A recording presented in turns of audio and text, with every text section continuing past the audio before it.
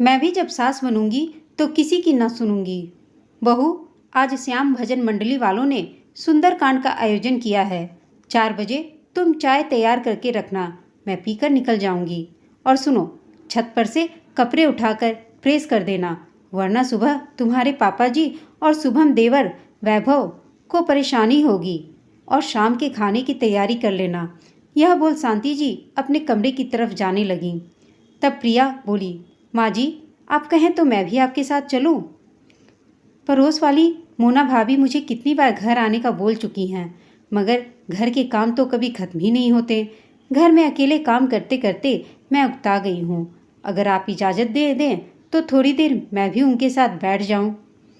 सास, बहू, ये भी कोई उम्र है तुम्हारी पंचायती करने की, मोहल्ले में यहाँ वहाँ घूमने की? लोग क्या कहेंगे? सास भजन करने गई है और नई बहू मोहल्ले में चुगलियाँ गप्पे मार रही है। और तुम ही सोचो, शाम को जब ऑफिस से तुम्हारे ससुर और पति, कॉलेज से देवर ननद घर आएंगे और घर में ताला लगा देखेंगे तो क्या सोचेंगे वे लोग कि सास बहू दोनों मटर गश्ती करने निकल गईं। बहू, ये मत भूलो, तुम्हारा फर्ज है घर में रहकर सबकी ज़रूरतों को देखना। मैंने भी किया है 35 साल। यहाँ तो गिनती के प्राणी हैं। हमारे समय में सास ससुर के अलावा दादा दादी, सास ससुर, 2 देवर देवरानियाँ, 4 ननद जमाई, सबके बच्चे, रिश्तेदार, मेहमानों का आना जाना करते करते कब सुबह से रात हो जाती थी पता ही नहीं चलता था। फिर 4 बजे से उठकर मजदूरी। कहीं आना जाना तो छोड़ो, मायके भी 4-5 साल में ही जा पाते थे। ससुराल में इतना किया, अब जाकर फ्री हुई हूँ मैं।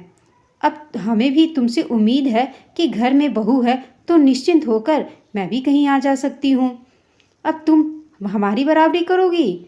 ये तो बहुत गलत बात है। थोड़े गुस्से से शांति जी बोली। बहू, माँ जी, इसका मतलब मुझे घर के कामों के अलावा कहीं आने जाने के लिए सास बनना पड़ेगा? उदास होकर प्रिया वापस रसोई में जाने लगी। सास, उसके शब्द शांति जी के कानों में गूंजने लगे। सास बनना पड़ेगा? हाँ, हम 3 बहुएं कुछ साल पहले तक यही तो सोचते थे। हमें सास बनना पड़ेगा, तब थोड़ी आज़ादी मिलेगी। सास बनकर ही इन घर के कामों से छुटकारा मिलेगा। तब कहीं जाकर हम भी आस पास पड़ोस में बोलने, बतियाने, घूमने फिरने और अपने मन की कर पाएंगे। यही सोच सोच के परिवार की तीनों बहुएं अब बच्चों की शादी कर बहुएं लाने की उम्र हो गई। शांति जी को आज भी याद है कि घर के सदस्य ज़्यादा होने की वजह से रसोई और दिन भर कपड़ों का काम फैला रहता था। उस समय वॉशिंग मशीन में नहीं होती थी और बड़ी बहू होने के कारण सास ससुर ही नहीं, पूरे परिवार के हर एक सदस्य कपड़े भी अपने हाथ से धोती। जो बाल्टी, ब्रश, कुटनी लेकर बैठती थी, कम से कम 3 घंटे लगते थे। तब जाकर निचोड़ फटकार कर सुखाने छत पर जाती। सूखे हुए कपड़े उठाकर प्रेस करना, यही सब तो काम था। ऊपर से सासू माँ हर हफ्ते चादर, तकिए, दीवान कवर, सोफ़ा कवर धुलवाती। कहती धूल मिट्टी रहती है, साफ सफाई ज़रूरी है। उस पर गर्मियों की छुट्टी में ननद लोग आती तो 15-20 बच्चे मिलकर घर को चिड़ियाघर बना देते। सबके कपड़े खिलौने बीनते बीनते हालत खराब हो जाती थी उनकी। खुद बड़ी बहू थी, पहले कुंवारे देवर फिर ननदों की शादी करवाई, उसके बाद उनके परिवारों की जिम्मेदारी उठाई। यही सब करते करते समय निकल गया। हमेशा देखा करती हूँ, उनकी सास जब मन करता अपने मायके चली जाती, पड़ोस में घूमने निकल जाती, मंदिर दर्शन के बहाने 3-4 घंटे घर के दर्शन नहीं करती। उनको देखकर हमेशा यही लगा कि घर रसोई से छुट्टी सास बनकर ही मिलेगी और इंतज़ार करती कि कब सास बनूंगी मैं भी। तभी शांति जी ने बहू से कहा, बहू, बिल्कुल नहीं, तुम्हें सास बनने के लिए इंतज़ार करने की कोई ज़रूरत नहीं। हमारी तरह इतने साल तड़पने की ज़रूरत नहीं। सबकी चाय थर्मस में रख दो, फ़ोन कर दूंगी। मंजू 4 बजे तक घर पहुंच जाएगी। वैसे भी वो अपनी सहेलियों के घर रुक जाती है, इसलिए उसे आने में 6 बज जाता है। अगर उसे भी समस्या हुई तो कल से एक चाबी तुम्हारे पापा जी को दे देंगे, क्योंकि वो ही घर में सबसे पहले आते हैं। ताला खोलकर अपने आप आकर चाय वाय पीकर फ्रेश हो जाएंगे। बहू, माँ जी, आपने मेरी बात को समझा, इतना ही बहुत है आज। आज नहीं, मैं कल चली जाऊंगी। क्यों भला? मैं तुम्हें मना नहीं कर रही। चलो अभी मैं चलो तुम मेरे साथ, तुम्हें छोड़कर मैं मंदिर निकल जाऊंगी। बहू, आज अचानक मंजू दीदी को परेशान करेंगे तो वह गुस्सा करेंगी और पापा जी को भी आप रात में आराम से सब बात बता ही दीजिएगा। जब सब कुछ तय हो जाए तो मैं कल चली जाऊंगी। सच में बहुत खुशनसीब हूँ, कितनी समझदार बहू मिली है। तुमने सही कहा, अगर अचानक मैं यह सब बात कहूँगी तो उनके मुंह बिगड़ जाएगा।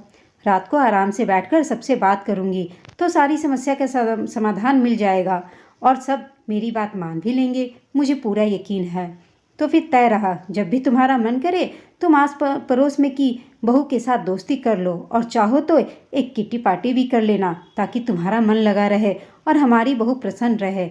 हमारी तरह सास बनने का इंतजार कभी ना करे। जब समय होगा तब तुम सास बन ही जाओगी। मुस्कुराते हुए शांति जी ने कहा। प्रिया बोली, माँ जी, खुशनसीब तो मैं हूँ जो बहू का दर्द समझने वाली सास मुझे मिली। और बोल के उनके गले लग गई। सास चल पगली, अब रुलाएगी क्या? जा जल्दी चाय बना, मुझे देर हो रही है। बोल शांति जी ने अपनी बहू को प्यार से झिड़की दी। अक्सर देखा जाता है कि घरों में बहुएं अपने आप को कैदी समान महसूस करती हैं और सास लोग आज़ादी से घूमती फिरती रहती हैं। जब भी बहू कहीं जाने को बोलती है तो सास हमेशा अरंगा लगाकर या बहाना बनाकर चुप करा देती है। फिर एक बहू के मन में यही तो आएगा कि जब सास बनूंगी तो किसी की ना सुनूंगी। इसी चक्कर में शायद एक दिन वह बुरी भी बन जाती हैं। इससे अच्छा है कि सास बहू मिलकर आपस में तय कर ले, जब जिसका मन हो सहूलियत और सहयोग से मिलकर आसानी से कहीं भी आ जा सके। दोस्तों, आपको यह कहानी कैसी लगी हमें कमेंट करके अवश्य बताइएगा। साथ ही कहानी अच्छी लगी हो तो इसे लाइक, शेयर और चैनल को सब्सक्राइब अवश्य कर दीजिएगा। कहानी सुनने के लिए आप सबका धन्यवाद।